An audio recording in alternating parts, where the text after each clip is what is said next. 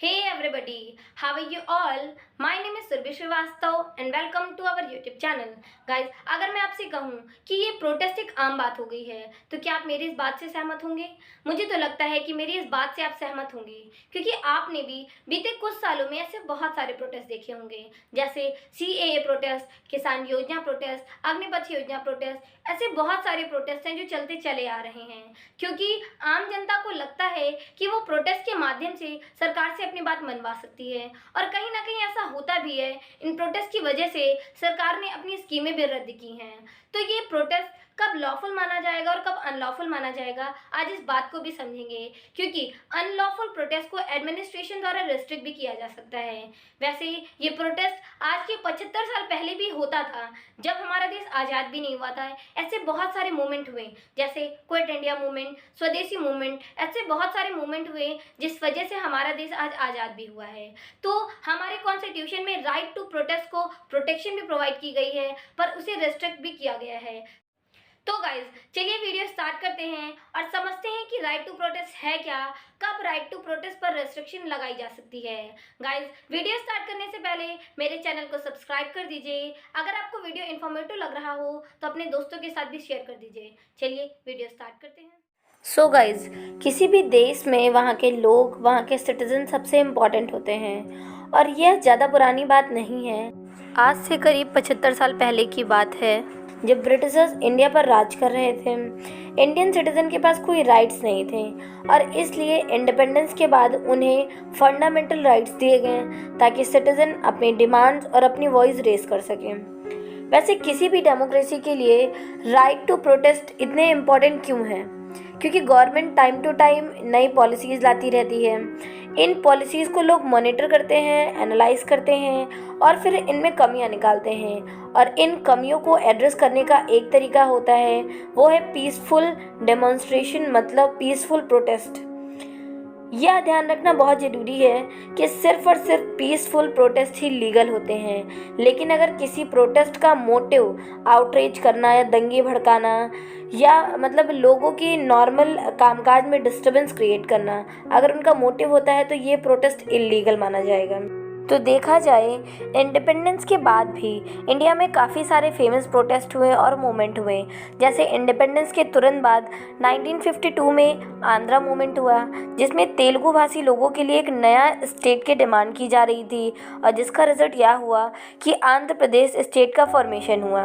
उसके बाद 2011 में अन्ना हजारे का फेमस एंटी करप्शन मूवमेंट, उसके बाद 2012 में निर्भया मूवमेंट। इसी तरह हर डेमोक्रेसी में सिटीजन को कुछ राइट दिए जाते हैं कि वह गवर्नमेंट को अपने डिमांड बता सके और अपनी वॉइस रेस कर सके, इसलिए उन्हें दिया जाता है राइट टू प्रोटेस्ट। आपको पता है कि इंडियन सिटीजन को जो भी फंडामेंटल राइट्स मिले हैं उसमें कहीं पर भी प्रोटेस्ट को मेंशन नहीं किया गया है। इसके बावजूद आर्टिकल 19 इंडियन सिटीजन के राइट टू प्रोटेस्ट को बहुत स्ट्रांगली प्रोटेक्ट करता है।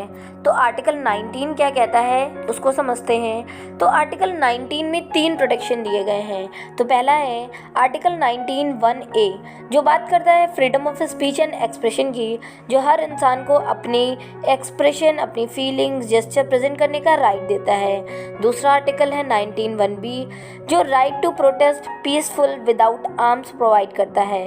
और तीसरा आर्टिकल है 19(1)(c), जो right to form association and trade union provide करता है। और यह तीनों आर्टिकल साथ में इंडियन सिटीजन को right to peaceful protest provide करता है। तो किसी भी डेमोक्रेसी में फ्री स्पीच को या प्रोटेस्ट को प्रोटेक्ट करने या इनकरेज या रिस्पेक्ट किया जाता है, पर यह राइट ऑब्सोल्यूट नेचर का नहीं होता है और इसके अंदर लोगों के पास फ्रीडम नहीं होती है। क्योंकि प्रोटेस्ट तो अलाउड है, पर लोग प्रोटेस्ट के नाम पर दंगे भड़काते हैं, पब्लिक प्रॉपर्टी को नष्ट करते हैं, तो ऐसे इल्लीगल प्रोटेस्ट अलाउड नहीं है। इसलिए आर्टिकल 19 ये रिस्ट्रिक्शन भी देता है कि ऐसा कोई प्रोटेस्ट जो इंडिया की सॉवरेनिटी, मतलब अखंडता या इंटीग्रिटी या सिक्योरिटी के खिलाफ है, या इंडिया के किसी दूसरे देशों के साथ रिलेशन को ख़राब कर रहा है, तो इन कंडीशन पर उस प्रोटेस्ट को इलीगल माना जाएगा और इन कंडीशन पर ही प्रोटेस्ट को रेस्ट्रिक्ट किया जा सकता है। तो इससे यह तो क्लियर हो गया होगा कि इंडिया के सिटीजन के पास राइट टू प्रोटेस्ट है, उसके साथ साथ एडमिनिस्ट्रेशन के पास उसे रेस्ट्रिक्ट करने की पावर है। और हाल ही में जो प्रोटेस्ट हुए हैं उसमें आपने देखा होगा कि प्रोटेस्टर को एडमिनिस्ट्रेशन द्वारा दिए गए फोर्स को झेलना भी पड़ा होगा। For example police brutality, excessive force का यूज़ होना, या फिर कुछ ऐसे लॉज को झेलना जैसे यूएपीए एक्ट, सेडिशन लॉ या एनएसए नेशनल सिक्योरिटी एक्ट। इन सब एक्ट के अंदर आर्बिट्रेशन या डिटेंशन हो जाती है, तो ऐसे में लोगों को जेल भी जाना पड़ा होगा, तो इन कुछ लॉस को भी झेलना पड़ा होगा। वैसे पिछले साल लगभग 1000 या 5000 से अधिक लोगों को डिटेन या अरेस्ट किया गया और लगभग 50 या 100 से अधिक लोगों की मौत भी हुई इस प्रोटेस्ट की वजह से, क्योंकि इस प्रोटेस्ट में ये एक इलीगल रूप ले लेता है, अनलॉफुल रूप ले लेता है। इसमें लोग दंगे भड़काने लगते हैं और पब्लिक प्रॉपर्टी को नष्ट करने लगते हैं। तो इस वजह से इन सारे इवेंट के कारण ही इंटरनेशनल ह्यूमन राइट्स स्टैंडर्ड में इंडिया की रैंकिंग भी काफ़ी गिर गई। तो गाइज, इस राइट टू प्रोटेस्ट को समझने के लिए इंडिया के कुछ लैंडमार्क जजमेंट को भी समझते हैं, और जिससे हमें यह क्लैरिटी होगी कि राइट टू प्रोटेस्ट को कब हम और कितना यूज़ कर सकते हैं। और वही यह बताएंगे कि अथॉरिटी किस लिमिट तक रिस्ट्रिक्शन भी लगा सकती है। तो सबसे पहले हम सबसे फेमस प्रोटेस्ट जो कि citizenship amendment act CAA protest के बारे में बात करेंगे, जो शाहीन बाग में हो रहा था, जिसमें सुप्रीम कोर्ट ने Amit Sahni versus commissioner of police के केस में यह कहा कि प्रोटेस्टर के पास यह राइट नहीं है कि वो किसी पब्लिक प्लेस को इंडेफिनिट टाइम के लिए ऑक्यूपाई करें। इस प्रोटेस्ट की वजह से जो रोड ब्लॉक हो रहे हैं उसमें जनरल पब्लिक को परेशानी हो रही है, और एडमिनिस्ट्रेशन के पास ये राइट है कि वो इन एरियाज को और ऑब्स्ट्रक्शन को क्लियर करवा सके। इस केस में सुप्रीम कोर्ट ने अपने पुराने जजमेंट मजदूर किसान शक्ति संगठन वर्सेस यूनियन ऑफ इंडिया 2018 को रेफर किया, जिसमें दिल्ली के जंतर मंतर में प्रोटेस्ट चल रहे थे, और इस प्रोटेस्ट के कारण जो लोकल रेजिडेंट्स हैं उन्हें काफ़ी प्रॉब्लम हो रही थी। तो शाहीन बाग और जंतर मंतर दोनों ही केस में सुप्रीम कोर्ट ने लोकल रेजिडेंट्स के right to commute and protester के राइट टू होल्ड डेमोन्स्ट्रेशन को बैलेंस करते हुए यह डायरेक्शन दिया कि प्रॉपर मैकेनिज्म में प्रोटेस्टर को एक लिमिटेड एरिया पीसफुल प्रोटेस्ट के लिए दे सकती है, और क्लियर गाइडलाइन बनाने को भी कहा। तो ये बात रही आपके शाहीन बाग वाले केस में। आइए अगले केस की बात करते हैं। तो अगला केस रामलीला मैदान incident, home secretary union of India and other 2012 का केस है। इसके बारे में बात करें तो इस केस में बाबा रामदेव ने रामलीला मैदान पर योगा कैंप लगाने के लिए परमिशन ली थी, जिसमें लगभग हजारों लोग इकट्ठा हुए थे। बहुत सारे लोगों ने ब्लैक मनी के अगेंस्ट प्रोटेस्ट वहीं पे चालू कर दिया। इस प्रोटेस्ट के चलते काफ़ी नेगोशिएशन भी चली कि ये प्रोटेस्ट बंद हो जाए, पर किसी से बात नहीं बनी, जिसके चलते सेक्शन 144 इम्पोज किया गया। वैसे आपके लॉकडाउन में सेक्शन 144 क्या होता है ये सबको पता ही होगा। तो इस सेक्शन के चलते ही पुलिस ने रामलीला मैदान में रेड मार दी और जोर जबरदस्ती से सोते हुए प्रोटेस्टर को बाहर निकाला। इस केस में सुप्रीम कोर्ट ने कहा कि जो प्रोटेस्टर हैं उनके पास fundamental right to assembly and peaceful protest है, जो कि एग्जीक्यूटिव या लेजिस्लेटिव एक्शन से छीना नहीं जा सकता है। और पुलिस का जो एक्शन था वह सही नहीं था।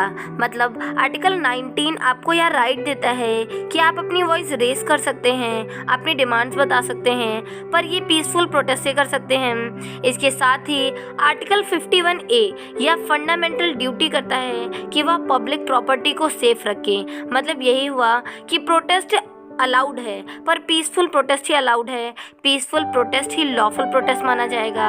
अगर किसी भी प्रोटेस्ट का मोटिव आउटरीच क्रिएट करना या दंगे भड़काना या पब्लिक प्रॉपर्टी को नष्ट करना, उसमें इनकन्वीनियंस कॉज करना, जैसे लोग प्रोटेस्ट करते वक्त हाईवेज ब्लॉक कर देते हैं, ट्रेनों को जला देते हैं, पब्लिक प्रॉपर्टी को नष्ट कर देते हैं, तो यह सारी चीज़ें अनलॉफुल मानी जाएंगी। और अगर किसी भी पब्लिक के राइट या ड्यूटी में से कोई आउटरीच क्रिएट होता है तो वह भी अनलॉफुल माना जाएगा।